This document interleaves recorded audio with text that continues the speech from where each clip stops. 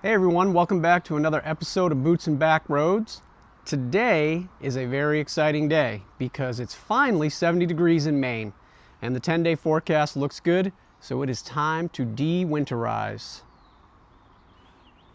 That's it. Let's go.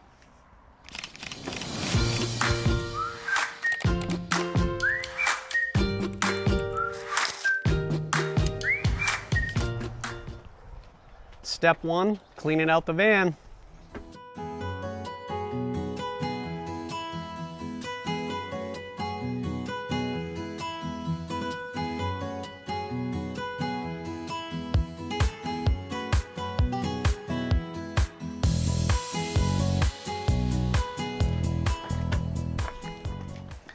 All right, the reason why we cleaned all that stuff out is because we have some other things that need to come out, some cabinets and a few other things. We're gonna do that next.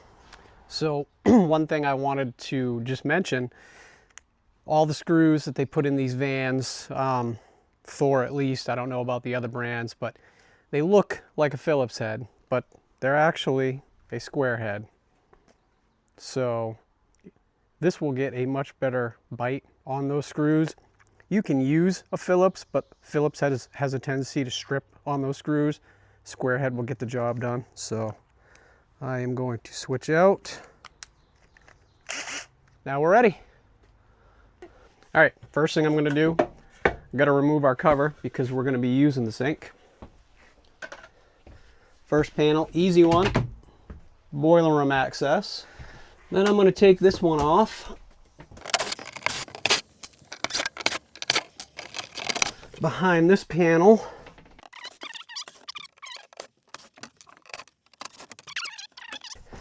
so I can access this valve right here by the antifreeze port. And I've done a full tutorial on how to de-winterize 20L. I had a chance to inspect a 2025 Sequence Sport 20L a couple weeks ago, and this antifreeze port and valve for your onboard water is actually located in a panel that's built in right here. Kind of cool because having a panel on the newer vans here gives you access to the inverter, and your antifreeze port is right here. So kind of a cool feature on the newer vans. So I've got to remove this. I've got to pop these little plastic tabs off.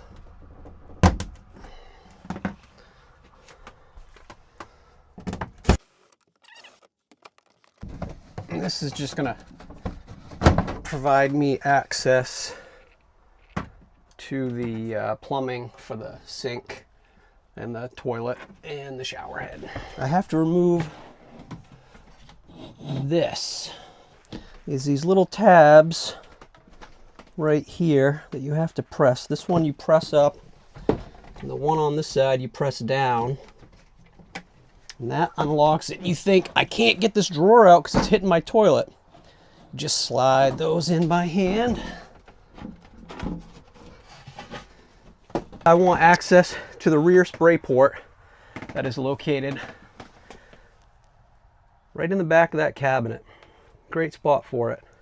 Modification I made, not sure if you can see it, there's a shutoff valve on that. The reason I put that shutoff valve in there is because there was none, and we had a crack in that rear spray port last year when we de-winterized, and when I repaired it, I thought, well, if we were on the road, if we were 600 miles from home and that thing starts leaking, how do I shut water off to it? Well, you pretty much have to shut water off in the whole van. So I figured while I had it apart, it would be a good idea to just put an inline shutoff valve in. And now if something happens to that and it starts leaking, I just reach back here, shut the valve off to it. The reason why I moved all these panels is so I have access to all of my plumbing when I hook the water up to it and flush the antifreeze out of the lines. I want to make sure I can see every connection. So in my boiler room here, I can see all my connections to the Truma and the water pump, my 30 psi valve that I replaced last year for the Truma, supply lines to my kitchen sink here and here, and then the connections back up behind the sink. Over here, I have this removed for my antifreeze port and my valve for the water tank, onboard water. Back here, I have my toilet connection, the supply lines going up to the sink, and then back here, which is very difficult to reach, is the supply lines going up to the shower. And on this side, I have access to the plumbing for my rear spray port, which is very, very problematic.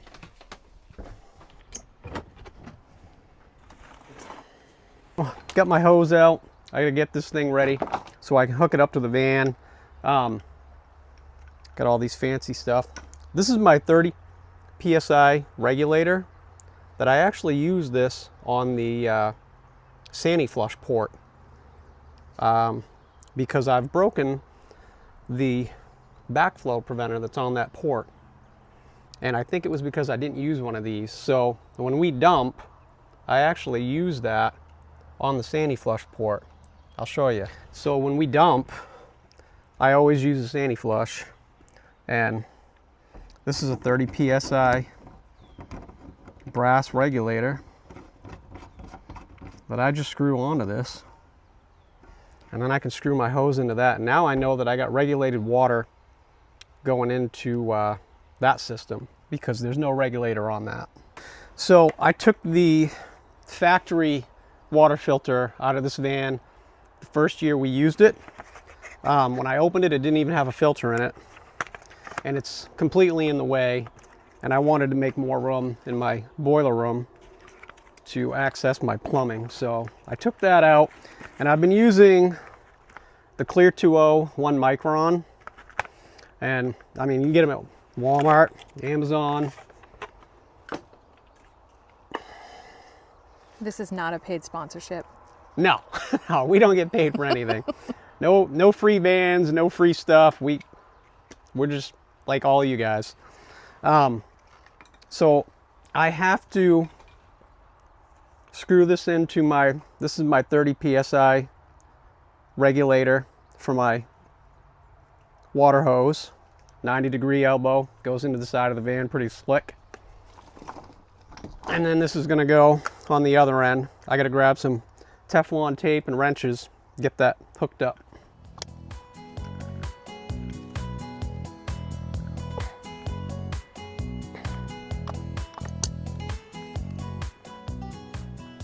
Just putting a little bit of Teflon tape on this. Just it's got a rubber O-ring seal, so you don't really need Teflon tape, but more is better in my opinion. And I've never had my hose leak, so I put a little Teflon tape on it just to make sure. All right, we're ready. All right, so now that I've got everything cleaned out of the van, I've got all my access ports open. I've got my brand new filter hooked up to my water hose. We are ready to hook this thing up to water and finish the de-winterization process.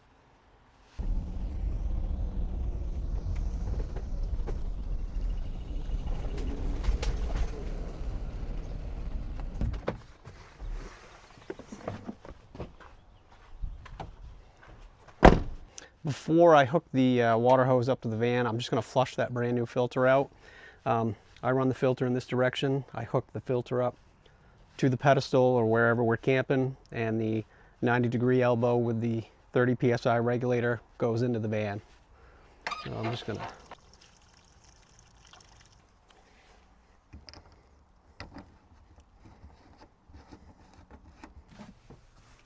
I've got the van hooked up to city fill, and the system is charged up at 30 PSI. So I'm checking all of my ports, all my connections to make sure that we don't have any leaks. Once I determine we don't, then I will start flushing the antifreeze out.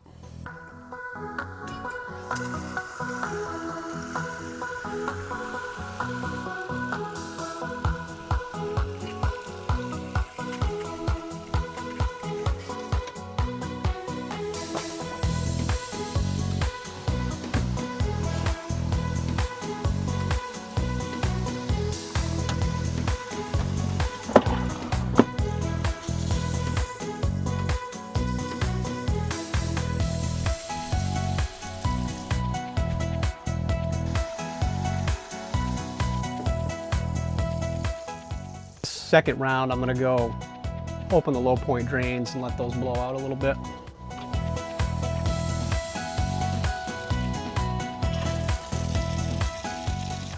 All right, I have done the flush twice. I'm gonna do it one more time. Gonna switch it over to water fill.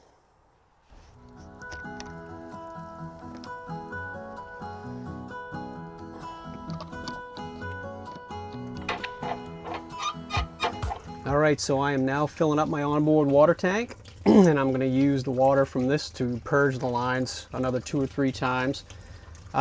If you've been winterized, they're using this antifreeze port to pull antifreeze into the system, and this valve is off.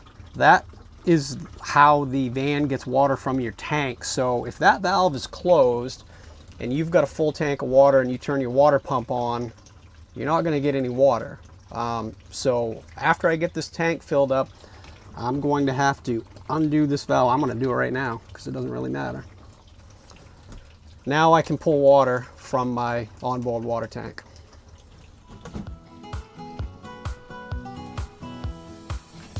Note to self, make sure you close the valve on the tank. Can we wait? And we wait. I'm going to turn the water pump on, and then I'm going to go through that same process again. 3 times. All right, another pro tip, because we're not professionals. You probably don't have this on the toilet of your rear bath van. The plumbing for this comes straight out of the wall into the back of the flush valve, and these Thetford toilets are known for the flush valve cracking if they're not winterized properly. Same as with the spray port. They're plastic. First trip we ever took with this van, this started leaking as soon as I turned the water on. And I had no way to prevent it from leaking other than we just had to make sure the water was shut off unless we absolutely needed it. So when I repaired the flush valve, I redid the plumbing with PEX, and I put a 1/4 turn shut-off valve in. So if this ever happens again, I at least have the ability to turn the water off to the toilet so that we can use the water in the rest of the van. And when we need to use the toilet, you just turn the water on, do your business, turn the water back off. All right, folks, that wraps it up. We are de-winterized for the most part, so I still have to bleach the system and open up the truma. If you want full details, start to finish, how to de-winterize rear bath van, go to our YouTube channel, subscribe, and we have a video, 25-30 minutes long, that goes from step 1 to the final step of de-winterization, sanitizing, and then opening up the truma. The reason I don't open up the truma yet is because I don't want bleach in the truma, and I didn't want antifreeze in it, so that's still closed up. But once I finish bleaching the system, it's just a matter of turning the valves on, closing the relief valve, letting that fill up, and then we are ready for the season. So hilarious. All right, we're doing it again. Go. And we got a car coming. What are you doing? Checking all of the plumbing connections for leaks.